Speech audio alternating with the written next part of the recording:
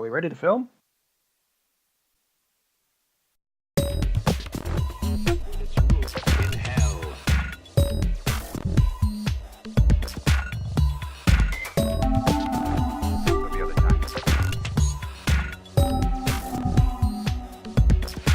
Now, no Novocaine. It dulls the senses.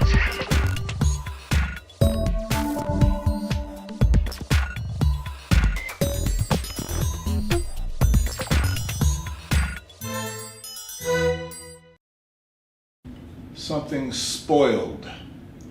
Spoiled Annabelle. So this is a review of Annabelle Creation. And again, this is a spoiler review. So we don't care if you've seen the movie or not, but if you haven't and you don't want to get spoiled, this is your chance to bail. If not, we're going to continue. So 3, 2, 1, let's go. So Jesse, you fresh from the theater once Fresh again. from the theater. My preference is to sit in the chair minutes after I saw the film. I enjoyed it, really did. I'm a fan of horror, love the genre, and this is one of the better films in that genre that I've seen for a while. Like Babadook, I've liked, there's been a lot of films I've liked over the last decade, and The Ring and Grudge, that I thought were exceptionally well done. I liked Lights Out, same director, right? Same director. And I thought there was a lot of there were a lot of horror film cliches in this film, but they were good cliches, and they're very well delivered. It was really one of the better horrors I've seen in a while. Well, so we can end the review here, and what cares what you guys say? well, you can always kick us out. But I have a lot of questions, and I don't want to dive into the questions until I get the feedback, because I haven't talked to either of you guys before now to find out what your thoughts were about the film, and we'll get into, we'll dive deeper, but I just kind of wanted to get your take. Well, I'll go next. I guess my problem with this movie is it really depends upon everybody in it being completely stupid. Sure. And that's also a cliche. It is I'm a interrupting cliche. your part of the review, but I had the same problem, by the way, because there was no reason why they would stay in the house. Right. If I'm unpacking and the first time I hear the door close by itself and I don't see anybody close it, well, too bad we can't stay. That's somewhat of a problem that's a problem of the genre, because you don't have a movie if everyone leaves the house. Well, exactly. I would either be the first one gone or the first one dead. Right. Also, I just thought that the script wasn't constructed very well. One event really didn't lead that well into the next event. The thing that did work is I thought that the scares were effective. I think that Sandberg moves the camera very well. I think he puts you exactly where he wants you to be, so that when he sets you up for the scare, it is effective for the most part. His imagery is always good. He's very good at immersing you into an atmosphere, and you know the scare is coming. When it comes, you're like, oh, I saw it coming a mile away, but it still works. I agree with you. There were a lot of problems with the story and how it was constructed. I did love the scares, though, and I think I've seen so many bad horror films that it was kind of refreshing to see that part work as well as it did, that I kind of looked past the other problems of those. I honestly have mixed feelings about the entire movie. I feel that the way it was written, it really seems like it was written with the jump scares first, and the reason why things are happening second. Like, the biggest complaint I have is, why the hell, if you know this doll is demonic, would you decide just to put him in a closet on a chair and lock the door and just... It's like, hey, let's plaster the Bible verses here. We'll shellac them to the wall, and we'll lock the door, or we'll close the door. If it was me, I'd put him in a coffin, fill the coffin with the Bible stuff, and bury him underground and be done with it. So on top of that, why would you open an orphanage out of a house where you had these horrible things happen? Right! That's another problem. Yeah. I mean, there were a sequence of events and decisions that just made absolutely no sense whatsoever. Complete waste of Anthony Paglia. Absolutely. He's a very good actor, and you could even tell he was just kind of fun to see. I mean, everything about his performance read that he just needed a paycheck. And Miranda Otto is also somebody else who has a bit of gravitas. Completely wasted. Completely wasted. I actually didn't even like the porcelain mask. I thought it was kind of ridiculous. Was not an eye patch done? Yeah, Shadows of Phantom of the Opera. I mean, really, it looked like the Phantom mask. It was supposed to be creepy, and it just looked silly the entire time. It really did. Yeah. I'm not really sure. I lost a little track of... So, the girl is killed. She has a doll. but at some point there's two demonic spirits. One's with the girl, one's with the doll. And I didn't quite understand the logic behind that. No, I think it's one spirit. It was One spirit. Yeah. The doll, and Okay. see, I do get that the doll itself is a conduit. It's kind of an anchor. Yeah. So which is why you see the doll sometimes getting moved around. Yeah. Kind of the way that the boy in Right. the movie, the boy would move around that little Right. doll, even though there was nothing supernatural about that movie. But yeah, the doll itself is an anchor. But and that's something else that kind of gets amusing when you think about how the pre-prequel ties into the prequel, how Annabelle Creation ties into Annabelle. Right. So having just rewatched Annabelle, so we're led to believe, and here come the spoilers, folks. The events of Annabelle Creation lead into Annabelle. So coincidentally, the young girl that was possessed with the spirit of Annabelle Right.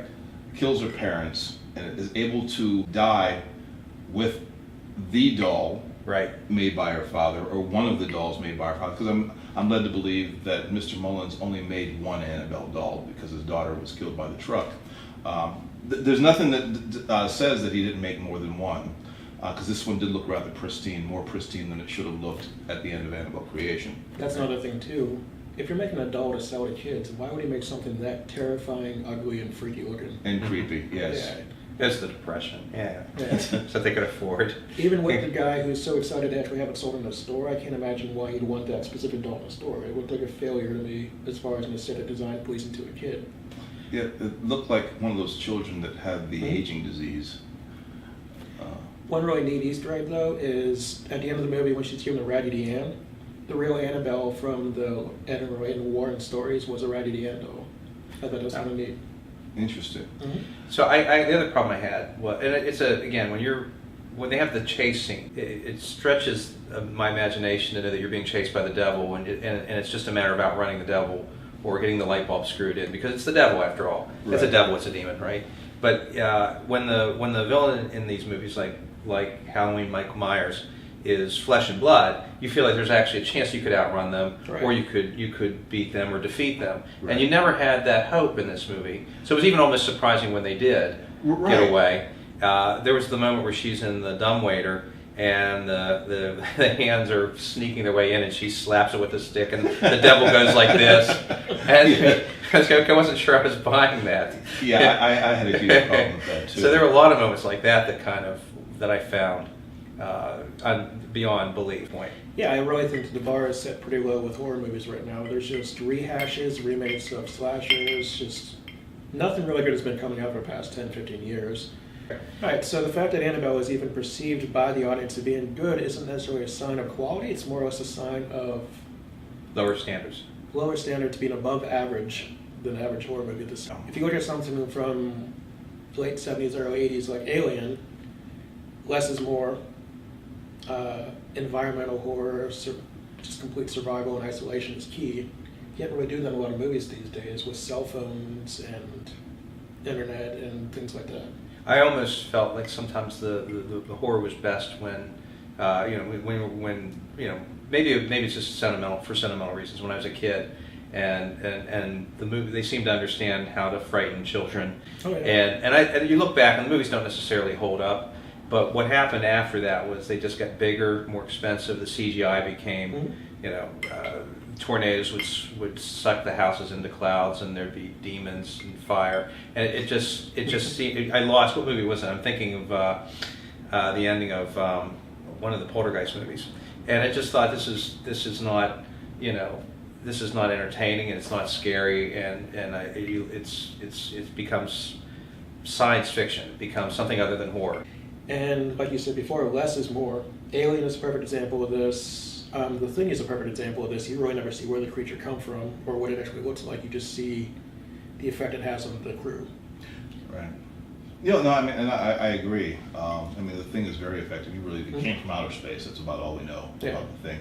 And Alien, I think the horror movies from the previous generation are more effective because they had to solve problems like not being able to show the creature, by allowing the audience's imagination to fill in the blanks. Right. And your imagination is going to be far more scary than anything they can show you on screen. Ridley Scott got a lot of credit. He showed less of the creature. He did that out of necessity, because it was a tall man in a plastic rubber costume. Quite frankly, all in one shot, it wouldn't have looked scary. Yeah. But the shots that he chose, largely out of necessity, worked immensely because you were only getting a little glimpse of this creature. You really didn't know what the thing looked like. The first glimpse I saw of the xenomorph was when Kenner released a toy that you could buy. Why they would release a toy of this homicidal creature, I don't know. But that was the first time I'd actually seen all of the alien in this toy commercial. But yeah, you never really got a good look at the thing in the movie. And that worked. That was to Ridley Scott's credit. Man, he directed a much better alien movie back then. So to wrap up this one, in my opinion, I found Annabelle Creation to be a dog walk. So we have our ever evolving scale of how we rate the movies. We have the epic journey, fun ride, a leisurely stroll, a dog walk, and I call it a dog walk because you're scooping up poop, and then a wasted trip. So this would be a dog walk in my opinion. I kind of agree with the dog walk in a sense. I feel it's a movie that's full of style over substance, beautifully shot, all the scares are great, but I never cared about the story, really understood the story completely enough to process it. And I probably enjoyed it more than the other two, even though I've definitely downgraded my opinion of it. So I'd probably say a fun ride because it reminded me of some of my favorite horror movies, but it did lack a lot. It really did. All right, well, we want to know your opinion, so you can just leave them below the video. And as always, if you liked what you saw, you can click the subscribe button and you too can get spoiled. We'll see you here again at Something Spoiled. Cheers.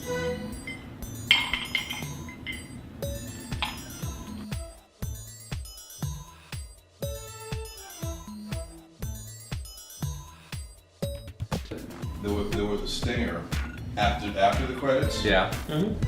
They went to the monastery that the nun mentioned, and they showed the nun from The Conjuring. I didn't say one before that. I thought that really long shot of the doll was just a really. I was graphic getting an shot. 86-year-old in the bathroom.